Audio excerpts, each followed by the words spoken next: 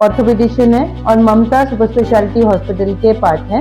तो इसलिए बच्चों में अक्सर अगर छोटी मोटी चोट लगती है तो जो हम बोलते हैं प्लास्टिक डिफॉर्मिटी, और कहीं ब्लड लॉस हो रहा है तो प्लीज उसको प्रेशर से दबाएं ताकि ब्लड लॉस अति न हो जाए। जिससे कई बार ऐसा होता है कि बच्चों के पैर तक के काटने पड़ते हैं। जैसे मैंने पहले बताया कि स्पाइन पे ध्यान देना, ऐसी अगर ब्रेन इंजरी हो।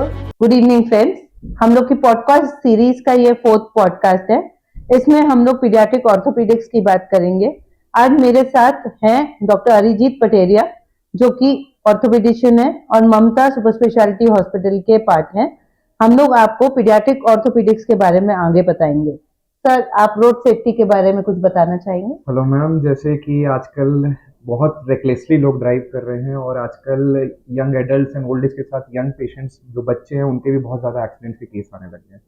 तो अब ट्रैफिक रूल्स लोग फॉलो नहीं करते हैं, बेसिकली बच्चों के साथ रोड क्रॉस भी कर रहे हैं तो कोई ना कोई गलत तरीके से गाड़ी चलाता है और उसके कारण बच्चों को बहुत सीवियर इंजरी होती है। जब भी ऐसा कुछ होता है तो सबसे इम्पोर्टेंट ये होता है कि कोई भी अगर मेजर लिम्ब, चाहे हाथ हो या पैर हो, उसमें फ्रैक्चर हो तो उसे तुरंत इमोबिलाइज करना है। ये रोड साइड सेफ्टी है। जैसे ही आप पेशेंट को, कोई भी बच्चा एक्सीडेंट होता है तो सबसे पहले उसको एक सेफ जगह पे आपको शिफ्ट करना है, जैसे रोड के साइड में, और उसके बाद उसके पैर को, लिम्ब को या तो किसी लकड़ी से या किसी पुट्ठे से आपको इमोबिलाइज करना है और तुरंत हमारे पास लेके आना है। बच्चों की एज बहुत मेजर रोल प्ले करती है किसी भी हड्डी के इलाज में।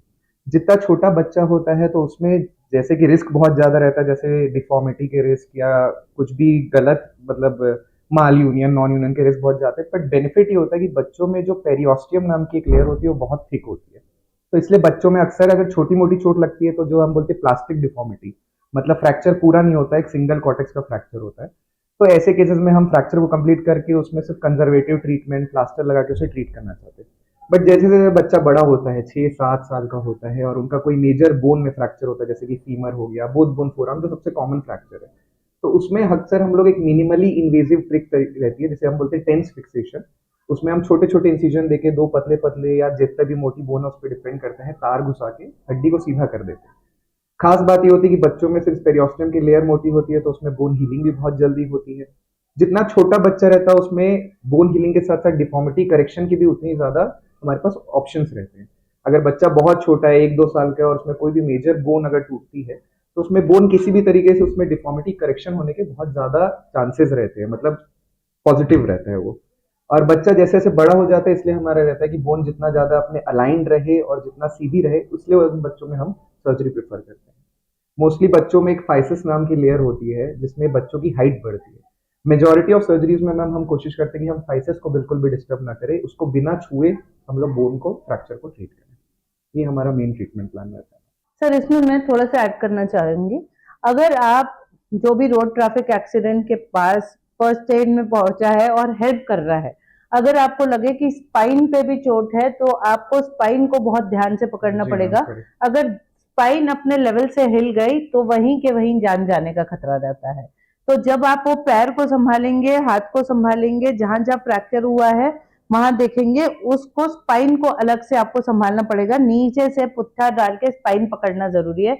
और कहीं ब्लड लॉस हो रहा है तो प्लीज उसको प्रेशर से दबाएं ताकि ब्लड लॉस अति ना हो जाए। तीसरी चीज होती है कि जहां पे भी अगर कीचड़ वाली जगह है तो इन्फेक्शन होने का, संक्रमण होने का चांसेस बहुत ज्यादा है। तो उस वक्त आप बैगा के पास न जाएं, क्योंकि उचित समय पे, सही समय पे एंटीबायोटिक लगना उस जगह और टेटनस के लिए उचित प्रावधान करना बहुत ज्यादा जरूरी हो जाता है। क्योंकि अगर खुली जगह एक्सीडेंट होगा, बोन बाहर आ गई, वूंड बहुत बड़ा है, तो उसमें संक्रमण होने की संभावना बहुत ज्यादा होती है, जिसमें टेटनस भी इंक्लूडेड होता है। और आपको मालूम है कि सेप्टिक और टेटनस ये हिंदुस्तान में सबको मालूम है। तो यदि आप चाहते हैं कि रोड ट्रैफिक एक्सीडेंट के बाद ये गंभीर कॉम्प्लिकेशंस नहीं हो तो उचित समय पे आपको डॉक्टर के पास आ जाना चाहिए।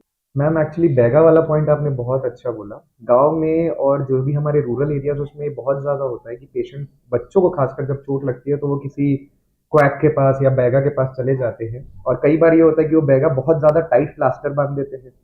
जो बच्चों की बड़ी हड्डी होती है जैसे फीमर, उसमें मसल्स बहुत ज़्यादा होती है, उसको सीधा रखना बहुत मुश्किल होता है। अब ये बैगा क्या करते हैं कि एक तो पहली बात बहुत ज़्यादा टाइट प्लास्टर बांध देते हैं, उससे बच्चे की हड्डी में जो स्वेलिंग होती है इंजरी के कारण वो कंपार्टमेंट सिंड्रोम में चला जाता है, जिससे कई बार ऐसा होता है कि बच्चों के पैर तक के काटने पड़ सकते हैं।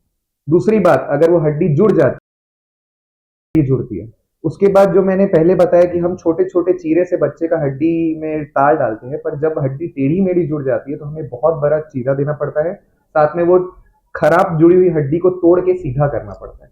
तो इसमें क्या हो जाता है कि हमारा ऑपरेशन बहुत ज्यादा बड़ा हो जाता है, कॉम्प्लिकेट हो जाता है। जितना बड़ा हम इंसिजन देते हैं, मतलब जितना बड़ा चीरा देते हैं, उतना ज्यादा इन्फेक्शन का रिस्क होता है, ब्लड लॉस का रिस्क होता है। तो प्लीज आप लोग बैगा के पास मत जाइए, सबसे पहले किसी भी अच्छे अस्पताल में आइए।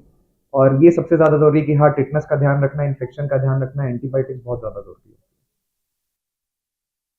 और आपको ना जब भी आपने देखा कि किसी का एक्सीडेंट हो गया है तो कुछ कुछ चीजें आपको ध्यान देना बहुत जरूरी है। जैसे मैंने पहले बताया कि स्पाइन पे ध्यान देना है। ऐसे ही अगर ब्रेन इंजरी हो तो आप लोगों को बहुत ही जल्दी छोटे अस्पताल मत ले जाके बड़े में ही जाना पड़ेगा, जहाँ पे इमीडिएट सीटी स्कैन की तो सुविधा उपलब्ध हो आपके पास। आपको पहले असेस करना है। यदि फेस पे कोई भी इंजरी है तो भी आपको इलाज करना जरूरी है, ताकि टाइमली फेस का इलाज हो जाए, तो बाद में जो कॉन्टूर आता है वो भी सही रहे।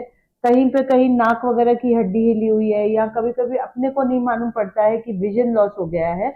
यहाँ पे हम लोग अभी इस वक्त हड्डी की बात कर रहे हैं, नेक्स्ट पॉडकास्ट में हम लोग ब्रेन इंजरी कवर करेंगे।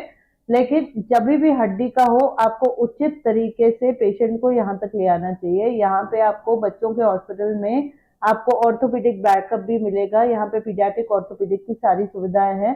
यहाँ पे पूरा फेस का कटा हुआ अगर रहेगा तो भी आपको सुविधाएं प्राप्त है, और ब्रेन इंजरी में भी आपको सुविधाएं प्राप्त है। इसके लिए आप हमको कांटेक्ट करिए जहाँ पे भी आपको ऐसे लगे कि किसी को भी एक्सीडेंट हो गया है और उसको केयर की जरूरत है। लेकिन ध्यान रखिए, सुरक्षित रहिए, हेलमेट चला के पहन के टू व्हीलर चलाइए। बच्चों को आगे मत बिठाइए, बच्चों को भी अच्छी तरह से पकड़िए, तीन सवारी टू व्हीलर पे मत बिठाइए। दूसरा, धीरे गाड़ी चलाइए प्लीज। Thank you.